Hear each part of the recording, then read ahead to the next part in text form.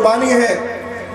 جیسے کہ حضرت مولانا قاسم نانوت وہ کرسی میں تشریف لے آئے اور اپنے اگلے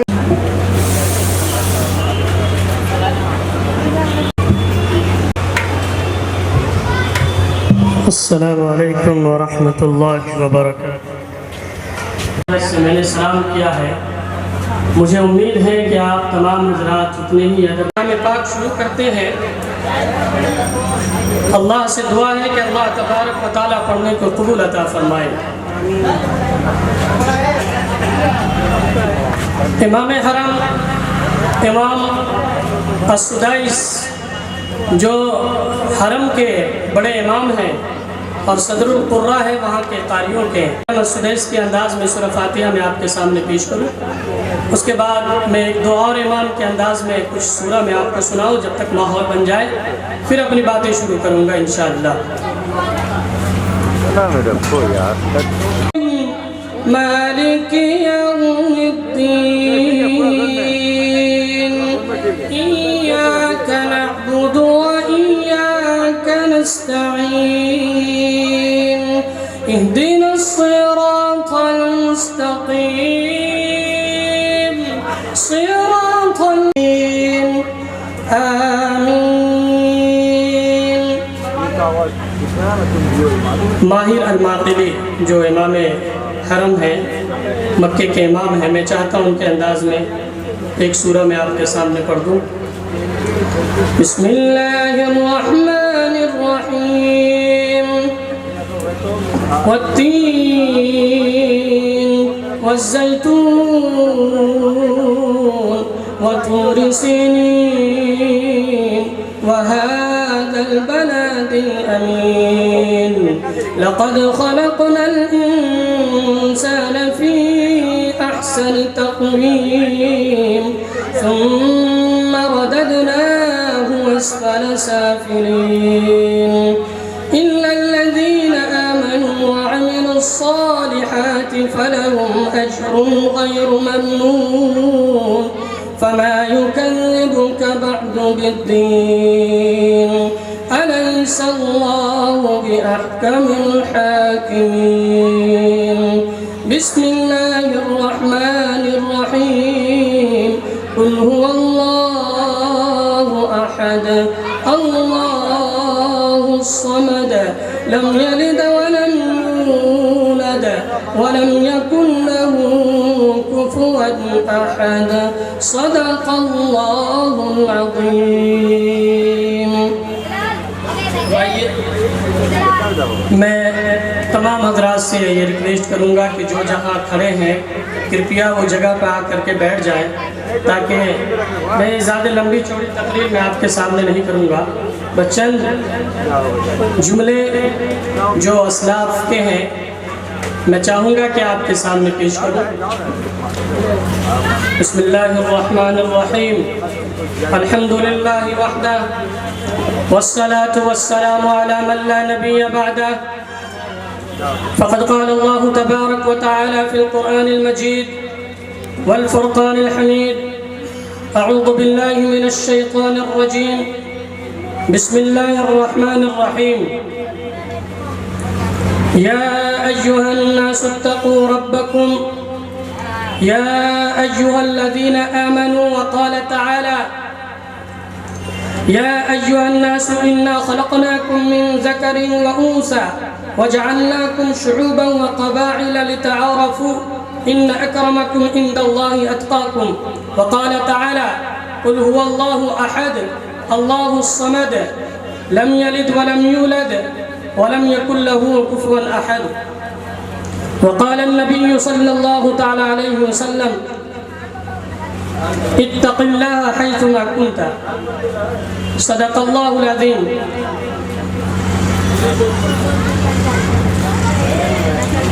پروردگار عالم پروردگار عالم عالم پروردگار عالم تیرا ہی ہے سہارا تیرے سوا جہاں میں تیرے سوا جہاں میں کوئی نہیں ہمارا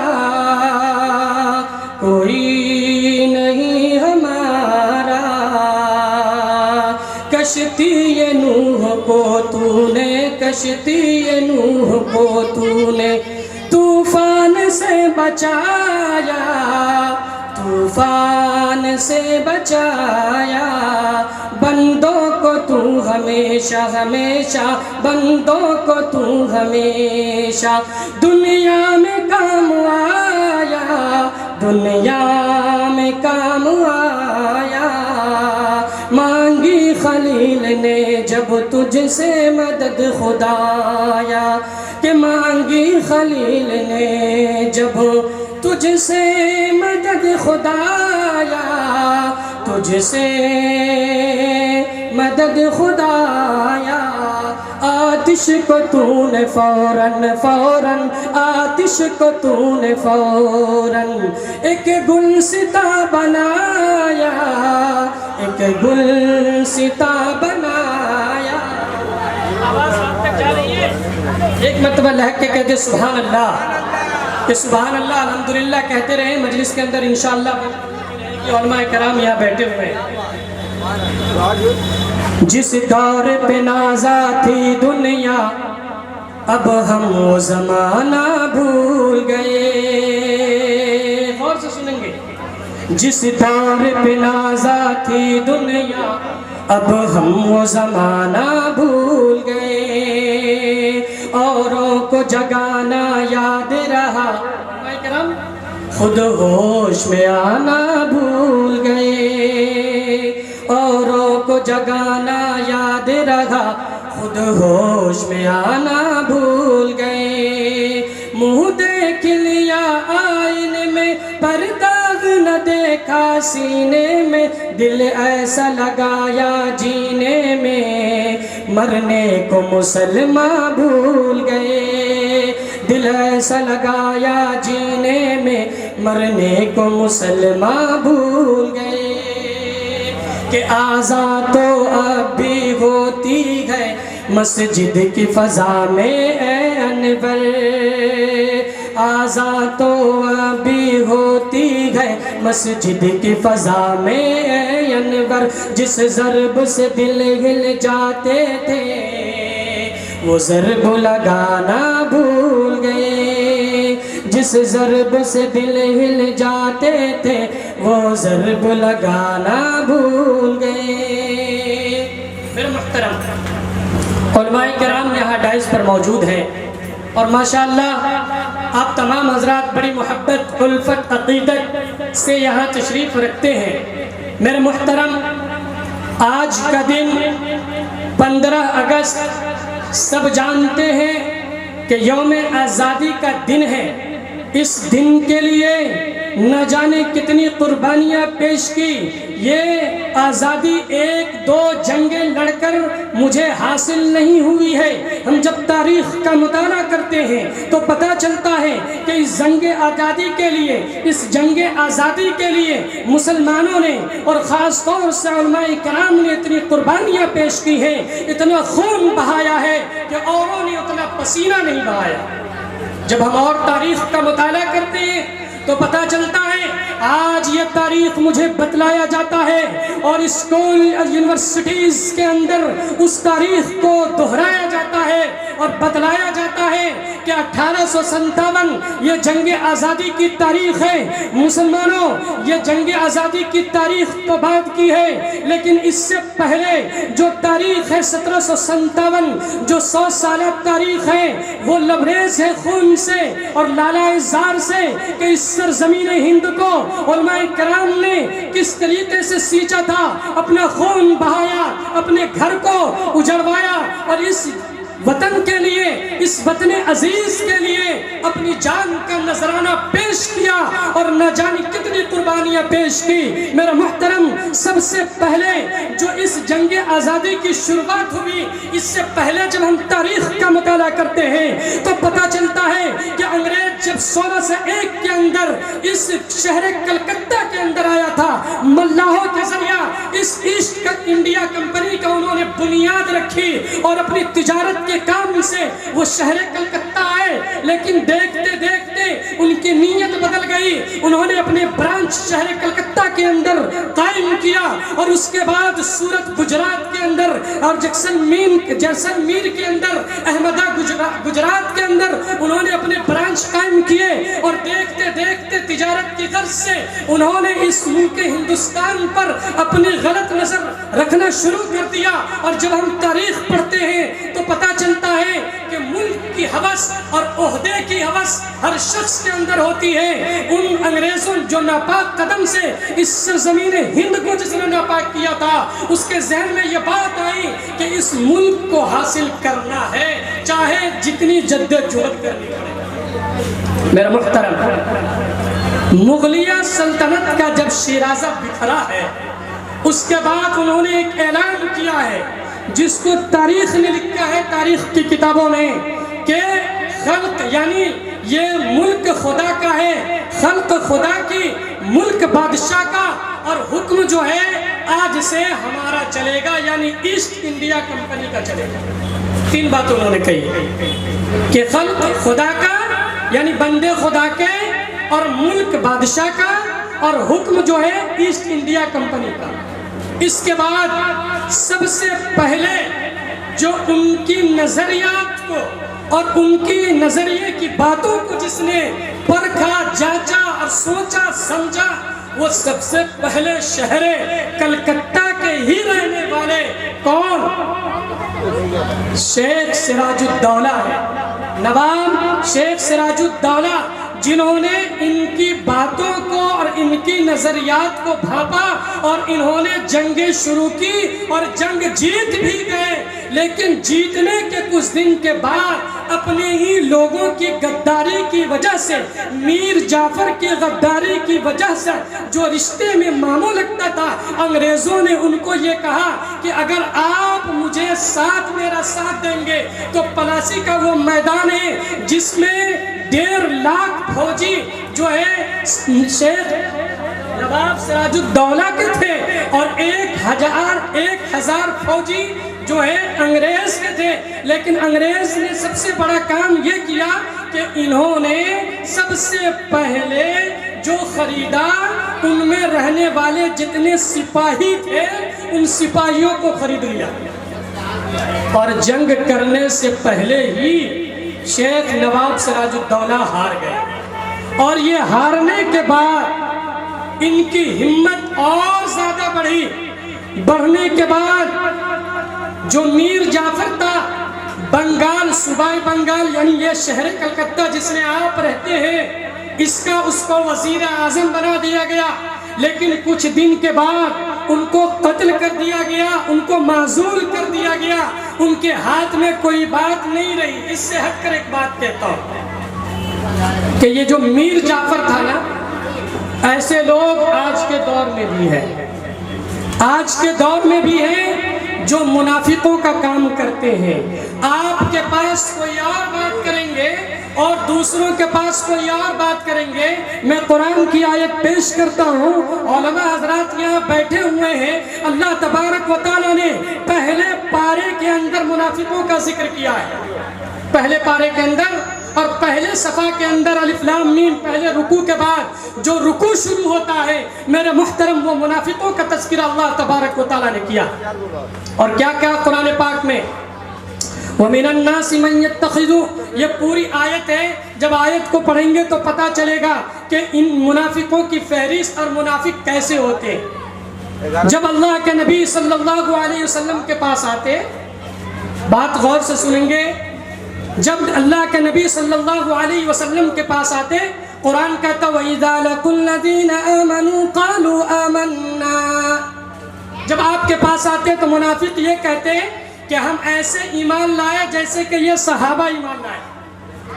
وَإِذَا خَلَوْا إِلَى شَيَاطِينِهِمْ، علماء بیٹھے ہوئے، قَالُوا إِنَّا مَعَكُمْ إِنَّمَا نَحْنُ مُسْتَهْزِئُونَ، اور جب یہ اپنے شیطانوں کے پاس، سرداروں کے پاس جاتے تو یہ کہتے ہیں کہ ارے بھائی ہم تو ان کا مذاق اڑا رہے ہیں، اور یہ کہتے ہیں کہ ہم ان کا مذاق اڑا رہے ہیں. اللہ تعالیٰ کہتا ہے اللہ یستہزئ بہم ویمدہم فی طغیانہم یعمہون، کہ یہ تمہارا کیا مذاق اڑائیں گے، اللہ ان کا مذاق بنا رہے ہیں. اور یہ کھلی گمراہی میں ہیں کہ تمام چیز کو دیکھ رہے ہیں کہ اللہ کے نبی جناب محمد رسول اللہ صلی اللہ علیہ وسلم پر وحی نازل ہو رہی ہے، قرآن پاک نازل ہو رہا ہے، اس کے باوجود تمام چیزوں کو دیکھنے کے باوجود وہ ایمان نہیں لاتے ہیں، اپنے دل کے اندر خلش پیدا کرتے ہیں. ایسے ہی ابو جہل تھا. ابو جہل کچھ ایسا ہی تھا کہ انہوں نے کیا کہا اللہ کے نبی صلی اللہ علیہ وسلم سے کہ اے نبی جی اگر چاند کو 2 ٹکڑے کر دیجئے تو ہم آپ پر ایمان لے آئیں گے. شاعر کہتا ہے کہ انگلی کا اشارہ چاند کی جانب ہر ایک انسان کرتا ہے، انگلی سے چاند کو 2 ٹکڑے کرنا سب کی بس کی بات نہیں. جب ابو جہل نے اللہ کے نبی صلی اللہ علیہ وسلم سے یہ کہا کہ آپ اپنی انگلی کا اشارہ چاند کی جانب، یعنی چاند کو آپ 2 ٹکڑے کر دیجئے تو آپ پر ایمان لے آئیں گے، اللہ کے نبی صلی اللہ علیہ وسلم نے اپنی شہادت کی انگلی چاند کی جانب کیا اور چاند 2 ٹکڑے ہو گئے. کہ چاند کو ٹکڑے کیا، سورج کو بھی لوٹا دیا، چاند کو ٹکڑے کیا، سورج کو بھی لوٹا دیا، آسماں پر بھی نبی نے معجزہ دکھلا دیا، حج دیا، قرآن دیا، کلمہ دیا، ایمان دیا. کیا بتاؤں مجھ کو آقا نے میرے کیا کیا دیا. ارے ایک مرتبہ کہہ دے سبحان اللہ. اور صرف دولت سے نہیں ہوتی حرم میں حاضری، حق تعالیٰ نے جسے چاہا اسے پہنچا دیا. تو میرے محترم بات چل رہی تھی منافقوں کی، تو یہ جو میر جعفر تھا یہ منافق تھا، انہوں نے منافقت کی. اگر اس وقت میر جعفر ساتھ دے دیتا اور جو ہے نواب سراج الدولہ کا ساتھ دیتا تو انگریز اسی وقت اس دھرتی کو چھوڑ کر بھاگ جاتا. لیکن اس نے غداری کی. کہتے ہیں نا کہ اپنی انگلی کٹ جاتی ہے اپنے ہی لوگوں سے، کہ کھلا دشمن تو سینے پر ہمیشہ وار کرتے ہیں، کھلا دشمن تو سینے پر ہمیشہ وار کرتے ہیں. لگا ہے پیٹھ پر خنجر کوئی اپنا رہا ہوگا، لگا ہے پیٹھ پر خنجر کوئی اپنا رہا ہوگا. میرا محترم اپنے ہی ہوتے ہیں جو پیچھے سے وار کرتے ہیں، مجبور ہو جاتے ہیں. قسم اللہ کی، قسم رب کعبہ کی کہ مسلمان صرف ایمان کو مضبوط کر لے، مسلمان صرف اپنے ایمان پر آ جائے، اپنے ایمان کو مضبوطی سے پکڑ لے تو کوئی مائی کا لال وہ بچہ نہیں جنا، کوئی مائی کا لال وہ بچہ پیدا نہیں کیا کہ مسلمانوں کو اکھاڑ سکے اور مسلمانوں سے آنکھیں ملا سکے. میرا محترم اللہ تبارک و تعالیٰ نے قرآن میں جگہ جگہ ارشاد فرمایا کہ اللہ تبارک و تعالیٰ نے انسانوں کو آزاد پیدا کیا ہے، غلام پیدا نہیں کیا، آزاد پیدا کیا ہے. ماں کے پیٹ سے حضرت عمر کا قول ہے کہ ماں کے پیٹ سے جو پیدا ہوتا ہے وہ آزاد پیدا ہوتا ہے، غلام پیدا نہیں ہوتا. تو میرا محترم یہ تاریخ ہندوستان کی ہے کہ سب سے پہلی سازش جو انگریزوں نے کی وہ یہ تھی کہ مسلمانوں کو اپنا غلام بنانا شروع کیا. اور غلام کس طریقے سے؟ آج چند کوڑیوں پر اور چند پیسوں پر اپنے ایمان کا سودا کرتے ہیں. مسلمانوں یاد رکھو کہ اصل زندگی تمہاری یہ نہیں ہے کہ اس دھرتی پر رہتے ہو. قرآن کہتا ہے اذا زلزلت الارض زلزالها واخرجت الارض اثقالها وقال الانسان ما لها يومئذ تحدث اخبارها، کہ ایک وقت آئے گا کہ اللہ تبارک و تعالی اس دھرتی پر بھوچال پیدا کر دے گا. کپڑا کاٹنے والا کپڑا کاٹ رہا ہوگا، کپڑا بیچنے والا کپڑا بیچ رہا ہوگا، دودھ دونے والا دودھ دو رہا ہوگا، گابن اونٹنیاں گابن ہوگی. لیکن اس کی دہشت اور خوف کی وجہ سے اللہ تبارک و تعالیٰ کہتا ہے کہ فوراً اس دھرتی کے اوپر اللہ بھوچال کو قائم کرے گا، اور بھوچال آنے کے بعد، زلزلہ آنے کے بعد یہ دھرتی پھٹے گی اور انسان اس دھرتی کے اندر سمائے گا. قرآن کہتا ہے وَأَخْرَجَتِ الْأَرْضُ أَثْقَالَهَا وَقَالَ الْإِنسَانُ مَا لَهَا، کہ جو چیزیں زمین کے اندر ہے زمین اگل دے گی بِأَنَّ رَبَّكَ أَوْحَى لَهَا. جب انسان پوچھے گا کہ تجھے کیا ہوا تو یہ زمین کہے گی بِأَنَّ رَبَّكَ أَوْحَى لَهَا کہ میرے رب کا یہی حکم ہے. سونے اور چاندی جس دنیا کے لیے جس دھرتی کے لیے پوری زندگی انسان چاپلوسی میں گزارتا ہے, اس دنیا کے لیے انسان پوری زندگی مرا مرا پھرتا ہے. قرآن کہتا ہے کہ اللہ تبارک و تعالی جو اس زمین سے نکالے گے سونے چاندی ہیرے جواہرات, سونے کے بارے میں آتا ہے کہ ستونوں جیسا کھمبا جیسا اللہ تبارک و تعالی زمین سے سونے چاندی کو نکال دیں گے باہر. انسان کہے گا کہ اسی کی وجہ سے ہم نے فلاں آدمی کو مارا تھا, فلاں آدمی پر میں نے ظلم و زیادتی کی تھی.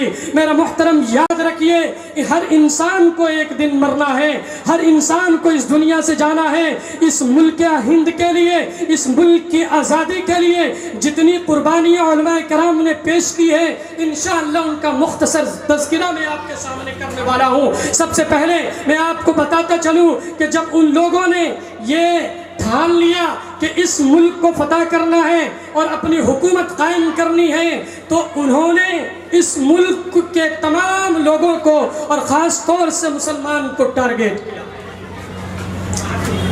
تاریخ بتلاتی ہے کہ علماء کرام نے سب سے پہلے شاہ ولی اللہ محدث دہلوی رحمت اللہ علیہ نے سوچا کہ اگر اس قدر بات رہے گی تو یہ ملک غلام بن جائے گا اور لوگ جو یہاں آزادی سے جیتے ہیں وہ آزادی سے جی نہیں سکیں گے. تو ان کے صاحبزادہ شاہ عبدالعزیز رحمہ اللہ ابھی تذکرہ ہو رہا تھا سن 1803 میں جہاد کا فتویٰ جاری کیا. کتنے میں؟ سن 1803 میں. یہ تاریخ لوگ نہیں بتلاتے, یہ تاریخ لوگ نہیں بتلاتے, اپنے بچوں کو نہیں بتلاتے اور بہت ساری یونیورسٹیز کے اندر بھی نہیں بتلائی جاتی. اور تو اور مسلمان کے بچوں کو بھی پتہ نہیں ہے کہ ملک ہندوستان میں مسلمانوں کا کیا اہم رول رہا. 1803 میں شاہ ولی اللہ محدث دہلوی رحمت اللہ علیہ کے صاحبزادہ شاہ عبدالعزیز رحمت اللہ علیہ نے اس ملک کو دارالحرب یعنی دارالکفر ہونے کا فتویٰ دیا. دارالحرب ایسے ملک کو کہا جاتا ہے کہ جہاں پر رہنا اور اسلام کے ارکان کو پورا کرنا مشکل ہو جائے, پورا ملک جو ہے کفر کے اندر ڈوب جائے اور اللہ کو بھول بیٹھے, تب وہاں سے ہجرت کرنا فرض ہے. میں یہاں سے کچھ آگے آپ کو لے جانا چاہتا ہوں کہ دیکھیے اس دین کے لیے اللہ کے نبی صلی اللہ علیہ وسلم کو ستایا گیا, آپ کو آپ کے گھر سے نکالا گیا, صحابہ کرام کو گھر سے نکالا گیا, آپ کے گھروں کو توڑا گیا, آپ کی زمین ہڑپ کر لی, آپ کو سولی دی گئی, صحابہ کرام کو سولی پر چڑھا دیا گیا. جنگ بدر, جنگ خیبر, جنگ احد پیش آیا. اللہ کے نبی صلی اللہ علیہ وسلم نے دیکھا کہ جب دین پر چلنا مشکل ہو گیا ہے, مسلمانوں سے فرمایا کہ اب دین کے لیے ہجرت کرنا فرض ہے.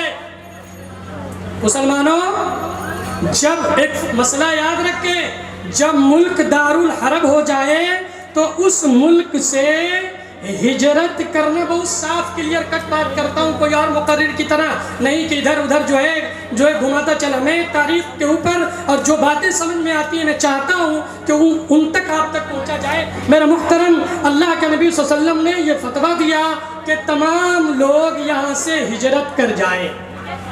کیا کر جائیں؟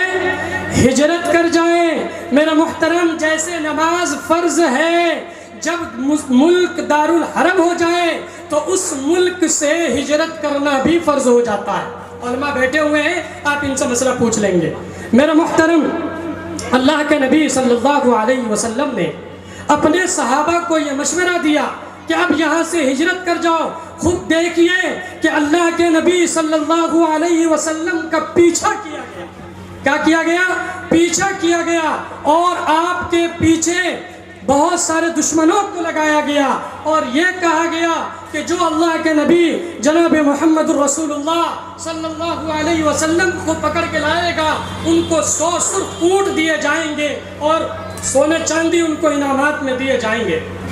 میرے محترم یہ باتیں جب لوگوں تک پہنچی تو پیچھا کیا اللہ کے نبی جناب محمد رسول اللہ صلی اللہ علیہ وسلم کا. جو بات بتلانا چاہتا ہوں ان کو آپ یاد رکھیں، پوائنٹ کی بات. اللہ کے نبی صلی اللہ علیہ وسلم کا پیچھا کیا. اللہ کے نبی صلی اللہ علیہ وسلم غار ثور میں ہیں. غار ثور میں آپ کے ساتھ حضرت ابوبکر صدیق رضی اللہ تعالیٰ عنہ ہیں. اس سے تھوڑا پیچھے چلتے ہیں کہ اللہ کے نبی صلی اللہ علیہ وسلم کو نبوت ملنے سے پہلے بھی جو لوگ تھے وہ آپ کو امین کہتے تھے، امین کہہ کے پکارتے تھے. اپنا سارا سامان اللہ کے نبی جناب محمد رسول اللہ صلی اللہ علیہ وسلم کے پاس رکھتے تھے امانت کے طور پر. آج بھی لوگ رکھتے ہیں کچھ لوگوں کے پاس، جو لوگ سچے ہوتے ہیں اپنے زیورات کو. تو اللہ کے نبی صلی اللہ علیہ وسلم کے پاس کچھ امانتیں لوگوں نے رکھی اور رکھنے کے بعد یہ کہا کہ میں فلاں وقت میں لوں گا. اللہ کے نبی صلی اللہ علیہ وسلم نے جب ہجرت کا ارادہ کیا، حضرت ابوبکر صدیق رضی اللہ تعالیٰ عنہ کو بلایا اور کہا کہ ہجرت کرنا ہے، لیکن ایک بات ہے جو میں آپ سے کہنا چاہتا ہوں. اللہ کے نبی صلی اللہ علیہ وسلم نے کہا کہ دیکھو میرے پاس لوگوں کی امانتیں ہیں، میرے پاس لوگوں کی امانتیں ہیں، میں کیا کروں؟ سب سے پہلے حضرت علی کو بلایا اور حضرت علی سے فرمایا کہ اے علی، یہ جو سامان ہے صبح میں آپ جو ہے جن لوگوں کی امانت ہے ان کے پاس پہنچا دیں گے، اس کے بعد آپ میرے پاس آ جائیے گا. مفسرین لکھتے ہیں، محدثین لکھتے ہیں، حضرت علی رضی اللہ تعالیٰ عنہ سے جب پوچھا گیا کہ اللہ کے نبی جناب محمد رسول اللہ صلی اللہ علیہ وسلم کا چاروں طرف سے گھیراؤ کر لیا گیا ہے، اللہ کے نبی جناب محمد رسول اللہ صلی اللہ علیہ وسلم اندر میں ہیں، لوگوں کی امانتیں آپ کے پاس ہیں، آپ نے حضرت علی سے فرمایا کہ یہاں سو جاؤ. حضرت علی سے فرمایا، لوگوں نے پوچھا کہ اے علی، آپ کو تو اس دن نیند نہیں آئی ہوگی اس لیے کہ چاروں طرف سے تلوار ہی تلوار ہے اور اندر میں آپ سو رہے ہیں. محدثین نے لکھا ہے، قسم رب کعبہ کی، حضرت علی رضی اللہ تعالیٰ عنہ فرماتے ہیں کہ میں اللہ کو گواہ بناتا ہوں، قسم رب کعبہ کی، کہ پوری زندگی میں جیسی نیند یہاں پر آئی ہے پوری زندگی میں کبھی نہیں آئی. اور مجھے یقین تھا کہ پوری دنیا کے سردار تاجدار مدینہ احمد مصطفیٰ محمد مصطفیٰ جناب محمد الرسول اللہ صلی اللہ علیہ وسلم جہاں حکم دے دیں سونے کا یا رہنے کا، دنیا کی کوئی چیز اسے نقصان نہیں پہنچا سکتی، کہ وہ ملک سے افضل ہے، انبیاء سے اعلیٰ. کہتے سبحان اللہ، نبی کی بات آ گئی ہے. میں چاہتا ہوں چند اشعار آپ کو سنا دوں کہ وہ ملک سے افضل ہے، انبیاء سے اعلیٰ ہے، کہ رب کے بعد ہی سب سے بڑھ کے کملی والا ہے، رب کے بعد ہی سب سے بڑھ کے کملی والا ہے. اور یہ بھی شعر دیکھیں کہ غار ثور میں دیکھا مشرکین مکہ نے، غار ثور میں دیکھا مشرکین مکہ نے، کہ آپ کی حفاظت میں اور مکڑیوں کا جالا گئے، آپ کی حفاظت میں مکڑیوں کا جالا ہے. کیا ہوا؟ کفار آئے اللہ کے نبی صلی اللہ علیہ وسلم کو ڈھونڈنے کے لیے، اس غار تک پہنچ گئے. ایک کبوتر آیا اور وہاں پہ انڈا دیا، مکڑیوں نے جالی کھینچی. کفار آئے اور دیکھا غار کے اندر جگہ تو ہے، لیکن دوسرا کہتا ہے کہ اب کیا کریں، کہ اوپر تو غار کے اوپر دیکھ لو کہ مکڑیوں کا جالا ہے اور یہاں پر کبوتر کے جو ہے انڈے رکھے ہوئے ہیں، اگر کوئی انسان اندر جاتا تو یہ بتاؤ یہ ٹوٹتا کہ نہیں ٹوٹتا. میرا محترم حضرت ابوبکر صدیق رضی اللہ تعالیٰ عنہ ڈر رہے ہیں اور یہ کہہ رہے اللہ کے نبی جناب محمد رسول اللہ صلی اللہ علیہ وسلم سے کہ یا نبی میرا کیا ہوگا. اللہ کے نبی صلی اللہ علیہ وسلم نے کہا، جس کو قرآن نے نقل کیا، لا تحزن ان اللہ معنا. کیا کہا؟ لا تحزن ان اللہ معنا، یہ وہ آیت ہے محدثین مفسرین لکھتے ہیں کہ اگر کسی شخص کو غم ہو، کسی شخص کو ڈر ہو تو اس آیت کا ورد کریں، انشاءاللہ دشمن اس آیت کے جو وجہ سے اور اس آیت کی برکت سے دشمن بھاگ جائے گا۔ لا تحزن ان اللہ معنا، کہ غم نہ کرو اللہ میرے ساتھ ہے۔ اے ابوبکر صدیق، اللہ کا حکم میرے سامنے ہے، اللہ نے حکم دیا مجھے ہجرت کرنے کا، میں اپنے من سے کوئی کام نہیں کرتا۔ وَالنَّجْمِ إِذَا غَوَى مَا ضَلَّ صَاحِبُكُمْ وَمَا غَوَى وَمَا يَنطِقُ عَنِ الْهَوَى۔ اللہ کے طرف سے حکم ہے تم غم نہ کرو، اللہ میرے ساتھ ہے۔ تو اللہ تبارک و تعالیٰ نے آپ کی حفاظت کی۔ کس کی حفاظت کی؟ آپ کی حفاظت کی۔ اب آئیے اس ملک ہندوستان کے لیے جب شاہ عبدالعزیز رحمت اللہ علیہ نے اس ملک کو دارالحرب ہونے کا فتویٰ دیا تو آپ کے اوپر نہ جانے کتنے ظلم و ستم کے پہاڑ توڑے گئے، اور یہ کہا گیا انگریز حکومت نے آپ کو گرفتار کیا اور گرفتار کر کے کہنے لگا کہ تم اپنے فتوے سے لوٹ جاؤ، ہم تمہیں چھوڑ دیں گے، آپ اپنا فتویٰ واپس لیجئے، ہم آپ کو چھوڑ دیں گے۔ ایک مورخ ہے جو انگریز کا تاریخ لکھنے والا ہے، وہ تاریخ لکھتا ہے مسٹر تھامسن، ایک ہے جو تاریخ لکھتا ہے، تاریخ کے اوپر اس کی نظر ہے، وہ کہتا ہے کہ صرف اور صرف 2 سال کے اندر مسلمانوں کے اوپر وہ ظلم و ستم کے پہاڑ توڑے گئے کہ چند دنوں کے اندر 2 لاکھ مسلمان شہید کر دیے گئے، چند مہینوں کے اندر 2 لاکھ مسلمان شہید کر دیے گئے۔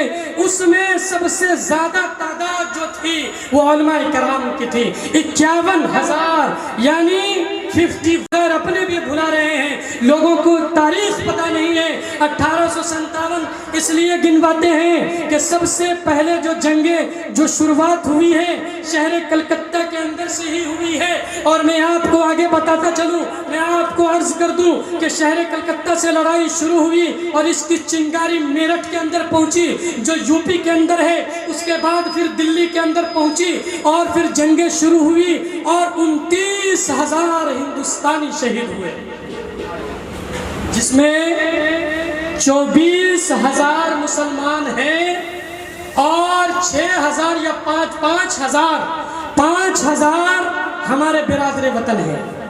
اس وجہ سے لوگ یہ کہتے ہیں، تاریخ لکھتے ہیں تو کہتے ہیں کہ ہم لوگوں نے 1857 سے جنگ میں لڑی گئی۔ ایک جو ہے بہت بڑا تاریخ داں ہے، ان سے کسی مجلس میں انہوں نے ایک بات پوچھی، وہ بات وہ ہوں گے کسی ذہن کے، انہوں نے کہا کہ 1857 سے پہلے جو جنگیں لڑی گئی ہیں، مسلمانوں غور سے سنو، جو جنگیں لڑی گئی ہیں وہ اپنی بادشاہت کے لیے لڑی گئی ہے اور راجہ مہاراجاؤں نے اپنے لیے لڑی ہے۔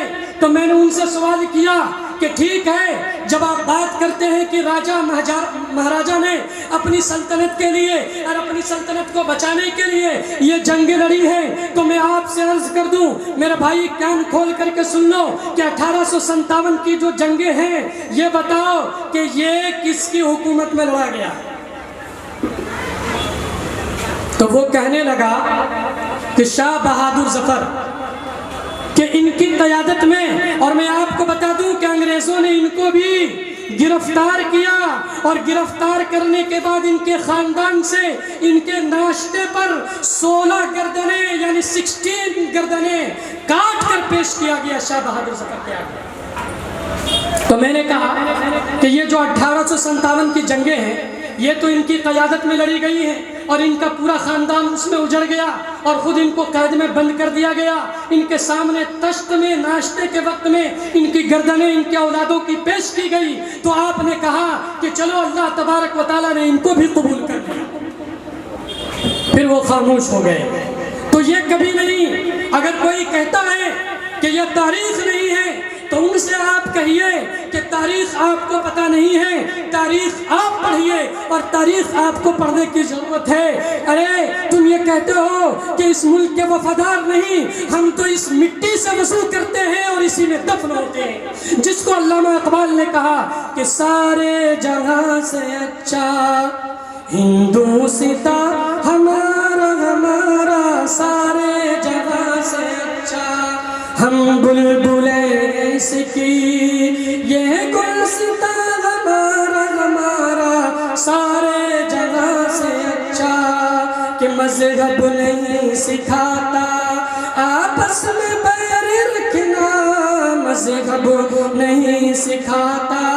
تو میرا محترم، جس ملک کی آزادی کے لیے، جس ملک میں امن شانتی پیدا کرنے کے لیے ہم اس ملک کے لیے لڑے ہیں، اور انشاءاللہ تا دم حیات اور قیامت تلک جب اس دھرتی پر قائم رہیں گے، اس ملک کی حفاظت کریں گے جس طریقے سے ہمارے علماء کرام نے اس ملک کی حفاظت کی ہے۔ میرا محترم، قانون ہمیں اور قرآن ہمیں یہ تعلیم دیتا ہے کہ اپنے ایمان کی بھی حفاظت کرو اور اپنے ملک کی بھی حفاظت کرو۔ میرا محترم، ہم اس ملک کے جو ہے ہر وقت حفاظت کرنے والے تھے۔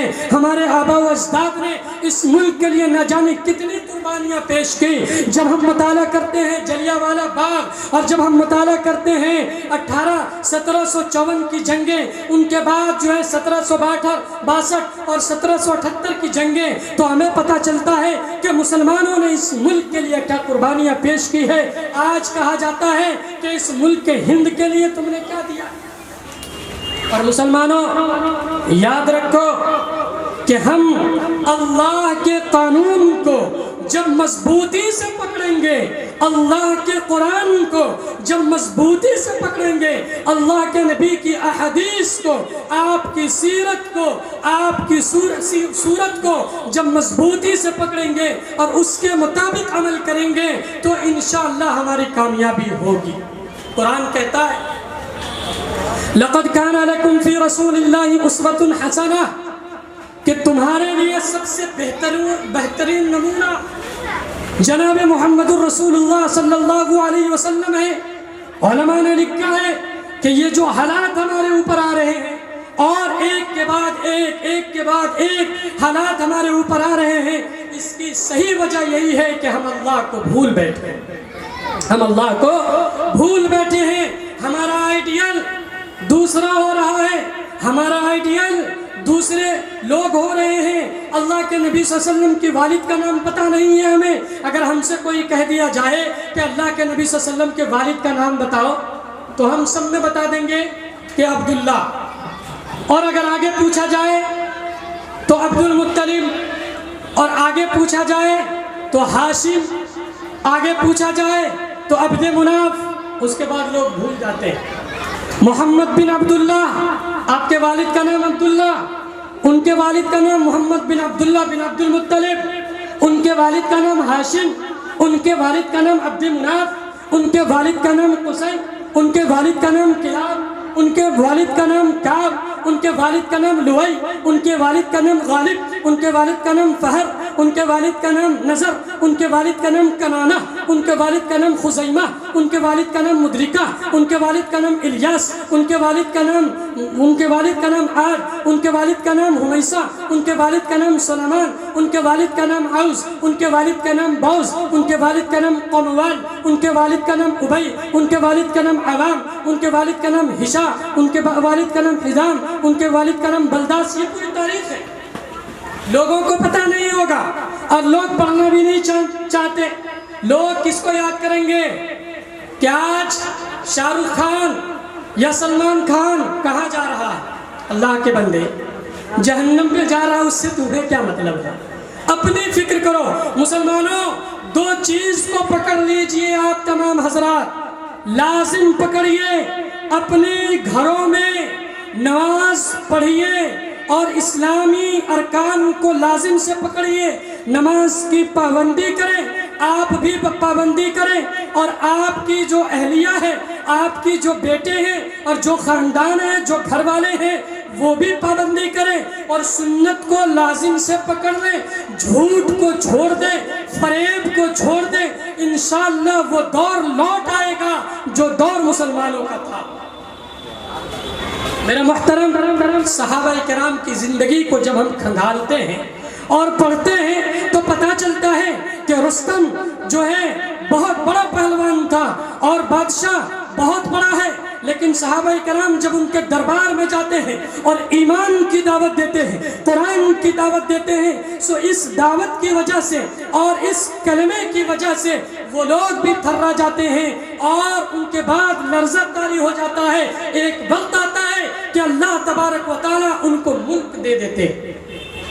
میرا محترم، ہم سب یہ عہد کریں، ہم سب یہ تہیہ کریں کہ ثم انشاءاللہ ہم سب نماز کی پابندی کریں گے نہیں انشاءاللہ؟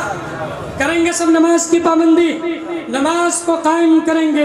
ہر مسلمان، آپ نے سکھ کو دیکھا ہوگا کہ اپنے مذاہب کے ڈسپلین کو وہ لوگ فالو کرتا ہے اور ہر وقت ہر جگہ فالو کرتا ہے۔ مسلمان ایک واحد وہ قوم ہے کہ پتہ ہی نہیں چلتا کہ یہ مسلمان ہے یا کوئی اور قوم ہے۔ زوال کی وجہ میں آپ کو بتاتا چلوں کہ زوال کی سب سے بڑی وجہ یہی ہے کہ ہم نے اللہ کی رسی کو چھوڑ دیا اور ہم یہ چاہتے ہیں کہ ہم کامیاب ہو جائیں گے، قیامت تک کامیاب نہیں ہوں گے۔ اللہ تعالیٰ قرآن پاک کے اندر کہتا ہے وَاعْتَصِمُوا بِحَبْلِ اللَّهِ جَمِيعًا وَلَا تَفَرَّقُوا، کہ اللہ کے رسی کو پکڑ لو مضبوطی کے ساتھ اور فرقوں میں نہ بٹو، ایک جگہ ہو جاؤ۔ اللہ تبارک و تعالیٰ تمہیں غالب کر دے گا، تمہیں مغلوب نہیں بنائے گا۔ آج کیا ہے کہ بھائی بھائی کے اندر نفرت ہے، ایک دوسرے کو سلام نہیں کرتا، عید جیسے موقع پر بھی مصافحہ نہیں کرتا، دل کے اندر کینہ لیے پڑا ہے، حق اور کہتے ہیں ہم مسلمان ہیں۔ میرا محترم، آپ نماز پڑھتے ہیں، بہت اچھی بات ہے، لیکن یہ فکر کریں کہ ہمارے بھائی اور ہمارے اڑوس پڑوس میں جو لوگ ہیں وہ کیسے ہیں۔ اللہ کے نبی جناب محمد رسول اللہ صلی اللہ علیہ وسلم نے فرمایا کہ ہر شخص ذمہ دار ہے اور ہر شخص کو ان کو اپنے رعایا کے بارے میں سوال ہوگا۔ تو میرے محترم، یہ بتائیے کہ آپ صرف اپنی فکر کرتے ہیں؟ آج سے یہ تہیہ کریں کہ انشاءاللہ ہم پوری امت کی فکر کریں گے انشاءاللہ۔ اور آپ نے دیکھا کہ انگریزوں سے جو علماء کرام نے جنگیں لڑی ہیں وہ صرف اور صرف اپنے لیے نہیں، مالٹا کی جیلیں، شیخ الہند کے بارے میں حضرت مدنی رحمت اللہ علیہ سے ان کے جنازے پر جب ان کو غسل دیا جا رہا تھا تو پوچھا گیا حضرت مدنی رحمت اللہ علیہ سے کہ یہ بتائیے حضرت شیخ الہند رحمت اللہ علیہ کی پیٹھ پر جو داغ ہے یہ کس چیز کے داغ ہے؟ تو حضرت مدنی رحمت اللہ علیہ کہنے لگے کہ حضرت نے مجھ سے منع فرمایا تھا کہ یہ راز کسی سے مت کہنا۔ میرے محترم، اس بات کو آپ غور سے سنیں، کیا کہا حضرت مدنی رحمت اللہ علیہ نے کہ حضرت شیخ الہند رحمت اللہ علیہ نے مجھے منع کیا تھا کہ یہ راز کسی کو مت بتانا میری زندگی میں کہ میرے پیٹھ کے اوپر کیا ہوا ہے۔ مرنے کے بعد حضرت مدنی سے جب لوگوں نے سوال کیا تو آپ نے کہا کہ دیکھو ہم تو نہیں بتاتے، لیکن اللہ کے حضرت شیخ الہند کی وفات ہو چکی ہے، اب ہم بتا سکتے ہیں۔ تو آپ نے فرمایا کہ دیکھو حضرت شیخ الہند رحمت اللہ علیہ کی پیٹھ کو لوہے کی سلاخوں سے داغا جاتا تھا اور داغنے کے بعد پیٹھ کی جو چربی ہے اس چربی سے آگ بجھتی تھی۔ کیا حضرت شیخ الہند رحمت اللہ علیہ جو اسیر مالٹا ہیں، جنہوں نے جنگ آزادی کے لیے لڑائیاں شروع کی اور انگریز کو یہ بتلایا کہ ہم موت تک تم سے لڑتے رہیں گے، ان کو کالا پانی کی سزا ہوئی، ان کو جیلوں میں ڈالا گیا۔ اور مسلمانوں، اپنے آباء و اجداد کی تاریخ یاد رکھنا، ان کو جیل میں ڈالنے کے بعد ان کو لٹایا جاتا تھا، لوہے کی سلاخیں داغی جاتی تھی اور پیٹھ سے جو چربی نکلتا تھا اس سے یہ جو آگ جلائی جاتی تھی وہ بجھتا تھا۔ ایک مرتبہ انگریز نے حضرت شیخ الہند کو بلایا اور آپ سے کہا کہ اے بوڑھے، گستاخی کرتے ہوئے کہا کہ اے بوڑھے اب بھی اپنی بات سے واپس آ جا، اور یہ جو فتویٰ آپ نے دیا ہے اور یہ جو جنگیں آپ لڑ رہے ہیں ان سے آپ پھر جائیے، ہم آپ کو چھوڑ دیں گے، ہم آپ کو کچھ بھی نہیں کریں گے۔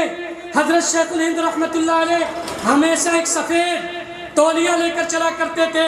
آپ نے ان سے کہا کہ ارے بے وقوفو، مجھے تو تمہارے اس کا غم نہیں، کفن ہم اپنے ساتھ لائے ہیں، مجھے یہ بھی پسند نہیں ہے کہ مرنے کے بعد تمہارا کفن دیا جائے، کفن میں اپنے ساتھ رکھتا ہوں۔ جن بزرگوں نے، جن عالموں نے، جن اسلاف نے، جن اکابروں نے اس ملک کی آزادی کے لیے اپنے پسینے کو بہایا تھا، آج ہم ان کو اپنی دعاؤں میں بھی یاد نہیں کرتے، آج ہم ان کو اپنی دعاؤں میں بھی یاد نہیں کرتے۔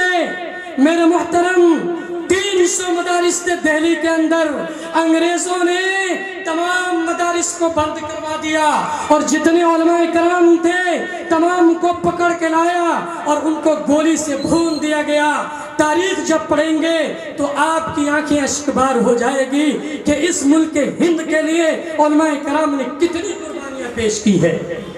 میرے محترم، ایک دو جنگ نہیں اور ایک دو دن نہیں، میرے محترم 100 سالہ زندگی ہے، اور بعد میں آ کر کے راجہ گوالیار کو خط لکھا گیا کہ ہمارے برادر وطن کو بھی ساتھ کیا جائے، اور وہیں پر 1919 کے اندر جمعیت کی بنیاد رکھی گئی، اور اسی سے پھر آگے اس کی جو ہے صورت لکھی گئی، اور سن 1947 کے اندر 15 اگست سن 1947 کے اندر یہ ملک آزاد ہوا، اور ہم لوگ جو ہے آزادی کے ترانہ گنگناتے ہیں اور ہم اس دن کو یاد کرتے ہیں۔ کتنی بے وفائی ہوگی کہ ہم آج کے دن بھی ان محبان وطن کو یاد نہ کریں، ٹیپو سلطان کو یاد نہ کریں، جی شاہ عبدالعزیز کو یاد نہ کریں، شاہ رشید احمد گنگوہی رحمت اللہ علیہ کو یاد نہ کریں، حضرت مولانا قاسم انا نانوتوی رحمت اللہ علیہ کو یاد نہ کریں، شاہ رفیع الدین دہلوی کو یاد نہ کریں۔ جتنی بھی علماء کرام میں کہاں تک نام گناؤں، تمام نے اس جنگ کے لیے اور اس ملک کی آزادی کے لیے اپنی قربانیاں پیش کی ہیں۔ میرے محترم، آج بھی اس ملک کے اوپر کچھ لوگ ایسے ہیں جو اپنی آنکھ لڑا رہے ہیں اور اس ملک کے بدامنی کو خراب کرنے کی کوشش کر رہے ہیں۔ تو میں ان دشمنان ملک سے کہنا چاہتا ہوں جو اس ملک سے بغض رکھتے ہیں اور جو کہتے ہیں کہ مسلمانوں نے اس ملک کے لیے کیا دیا ہے، میں کھلا چیلنج کرتا ہوں ان لوگوں کو کہ تمہاری نسلیں تو بدل سکتی ہیں، تمہاری حکومت ضرور بدل سکتی ہے، لیکن یاد رکھو کہ مسلمان کل بھی تھا، مسلمان آج بھی ہے، اور مسلمان قیامت تک اس دھرتی پر رہیں گے انشاءاللہ۔ کہہ دیں انشاءاللہ۔ اس دھرتی پر، اس دھرتی کو پھونکی جب ضرورت پڑی، سب سے پہلے ہی گردن ہماری کٹی، پھر بھی کہتے ہم سے یہ اہل چمن، یہ چمن ہے تمہارا ہمارا نہیں۔ آج لوگ کہتے ہیں کہ یہ ملک تمہارا نہیں ہے، ان لوگوں سے میں کہتا ہوں کہ سچ بولنے کی ایسی سزا پا رہا ہوں میں، سچ بولنے کی ایسی سزا پا رہا ہوں میں، اور پتھر برس رہے ہیں جدھر جا رہا ہوں میں، اور میں ہوں غریب، پھر بھی میرا عزم دیکھیے، اب تک امیر شہر سے ٹکرا رہا ہوں، اب تک امیر شہر سے ٹکرا رہا ہوں میں۔ تو میرا محترم، علماء کرام کی فہرست بہت لمبی ہے، اور میں آپ کو بتا دوں کہ حضرت مولانا مفتی ولی اللہ صاحب دامت برکاتہم العالیہ یہ میرے بہت عزیز ہیں، اور ہم لوگوں نے ایک ساتھ تعلیم حاصل کی ہے، اور اللہ کا فضل ہوا بڑی محبت اور عقیدت کے ساتھ انہوں نے مجھے دعوت دی۔ آج کا پروگرام ممبئی کا تھا، لیکن ان کی محبت ہمیں یہاں کھینچ لائی، آپ کی محبت یہاں کھینچ لائی، اور انہوں نے جب اپنی رداد پیش کیا کہ ہم جشن آزادی کے موقع پر ہم اس پروگرام کو کر رہے ہیں، تو قسم اللہ کی دل مچل گیا، اور میں تمام کام کو چھوڑ کر، جبکہ میں ایک جامع مسجد کا امام ہوں، بڑی ذمہ داری ہے، تمام کو چھوڑ کر صرف اس بات کے لیے کہ ملک کی آزادی کے لیے ہمارے علماء کرام نے کتنی قربانیاں پیش کی ہیں، میں آپ کے سامنے کچھ لفظ کشائی اس جو ہے لفظ پہ اور ان تاریخ پر نظر ڈالوں۔ میرا محترم، میں آپ کے درمیان آیا، اللہ سے دعا ہے کہ اللہ تبارک و تعالیٰ جتنی باتیں کہیں گئی ہیں اللہ پاک ہمیں بھی اور آپ کو بھی اس پر صحیح عمل کرنے کی توفیق عطا فرما دے۔ میرا محترم، بس ایک اور بات کہہ کے میں اپنی جگہ لے لوں گا کیونکہ علماء کرام کی فہرست بہت لمبی ہے۔ میں ایک بات آپ سے کہتا ہوں کہ مسلمانوں، محبت کے ساتھ اپنے دل پاک رکھیں اور بھائی، حدیث پاک میں اللہ کے نبی صلی اللہ علیہ وسلم نے فرمایا المسلم اخو المسلم، المسلم اخو المسلم، المسلم من سلم المسلمون من لسانه ويده۔ حدیث پاک کے اندر آیا کہ مسلمان وہ ہے کہ ایک مسلمان دوسرے مسلمان کا بھائی ہے، ایک مسلمان دوسرے مسلمان کا بھائی ہے، اور ایک مسلمان وہ ہے جس کے ہاتھ اور زبان سے دوسرے مسلمان محفوظ رہے۔ ایک شعر پڑھ کر اپنی بات ختم کرتا ہوں کہ قول سرکار نبھاؤ تو کوئی بات بنے، قول سرکار نبھاؤ تو کوئی بات بنے، شرک و بدعت کو مٹاؤ تو کوئی بات بنے، اور کیوں مسلمان ہو آپس میں مسلمان ہو کر، کیوں مسلمان کا دشمن ہو مسلمان ہو کر سب کو سینے سے لگاؤ تو کوئی بات بنے، سب کو سینے سے لگاؤ تو کوئی بات بنے، اور شوق سے بچوں کو انگریزی پڑھاتے ہو، مگر یہ شعر آپ اچھے طریقے سے رکھیں گے کہ شوق سے بچوں کو انگریزی پڑھاتے ہو مگر اپنا قرآن پڑھاؤ تو کوئی بات بنے۔ شوق سے بچے کو انگریزی پڑھاتے ہو مگر اپنا قرآن پڑھاؤ تو کوئی بات بنے، اور باندھ کر پیٹ پہ پتھر جو میرے آقا کی طرح، باندھ کر پیٹ پہ پتھر جو میرے آقا کی طرح، ارے کسی بھوکوں کو کھلاؤ تو کوئی بات بنے، کسی بھوکوں کو کھلاؤ تو کوئی بات بنے۔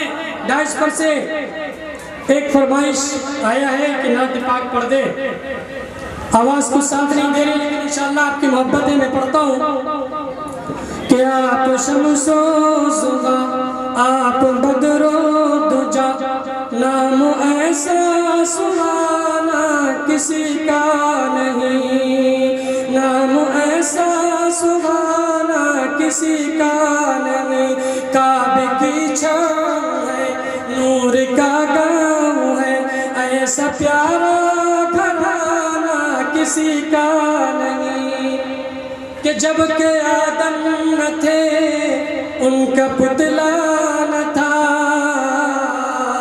جب کہ آدم نہ تھے ان کا پتلا نہ تھا، اور فرشتوں نے بھی یہ جو سوچا نہ تھا، اور فرشتوں نے بھی یہ جو سوچا نہ تھا، راج اس میں نبی پر تھا پردہ پڑا، یعنی اللہ نے کچھ بتایا نہ تھا، عرش پر آپ کا نور تھا جل بگر، عرش پر آپ کا نور تھا جل بگر، اور نام اتنا پرانا کسی کا نہیں، نام اتنا پرانا کسی کا نہیں۔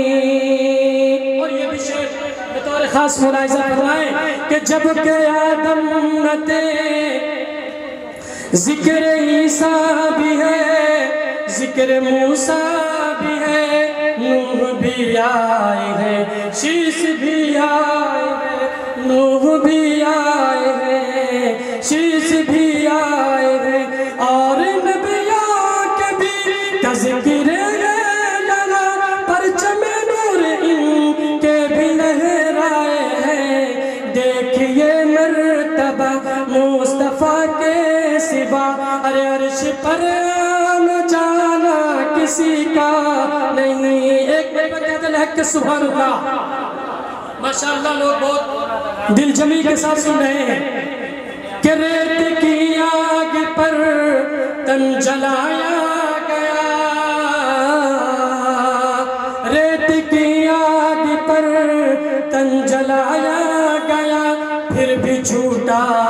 نہیں دامن مصطفیٰ. یہ شعر سے ایک پیغام ہے کہ جتنی بھی تکالیف آ جائے مسلمانوں کو ایمان کی دعوت اور اللہ کی رسی کو نہیں چھوڑنا چاہیے. دیکھیے حضرت بلال رضی اللہ تعالیٰ عنہ کو کتنا ستایا گیا تڑپایا گیا پھر بھی ایمان سے نہیں ہٹے. ریت کی آگ پر تن جلایا گیا پھر بھی چھوٹا نہیں دامن مصطفیٰ پھر بھی چھوٹا نہیں دامن مصطفیٰ. کوئی شکوہ شکایت نہ کوئی گلا غم ملا جو بھی دنیا میں وہ سہ لیا. جیسے نام بلال اور عشق نبی جیسے نام بلال اور عشق نبی. ارے ایسا کوئی دیوانہ کسی کا نہیں ایسا کوئی دیوانہ کسی کا نہیں. آپ شمس و ضحیٰ آپ بدر و دجا نام ایسا سہانا کسی کا نہیں. اللہ سے دعا ہے کہ اللہ تبارک و تعالی ہم سب کو جتنی باتیں کہی گئی ہیں اللہ تبارک و تعالی اس پر عمل کرنے کی توفیق عطا فرمائے. جو کوتاہیاں لغزشیں ہوئی ہوں اللہ سے دعا فرمائے کہ اللہ تبارک و تعالی انہیں معاف فرمائے. پھر کبھی انشاءاللہ موقع رہا تو آپ کے درمیان حاضر ہوتا رہوں گا. بس انہیں چند جملوں کے ساتھ اپنی بات کو ختم کرتا ہوں. وآخر الدعوانا ان الحمدللہ رب العالمین. بہت ساری باتیں پتہ چلی جن سے ہم ناواقف تھے. کسی فارسی شاعر نے کہا ہے تا مرد و سخن گفتہ باشد عیب و ہنرش نہ ہفتہ باشد. ہر بے شام برق خان کے الفاظ سے اس کے کردار سے اس کے بات کرنے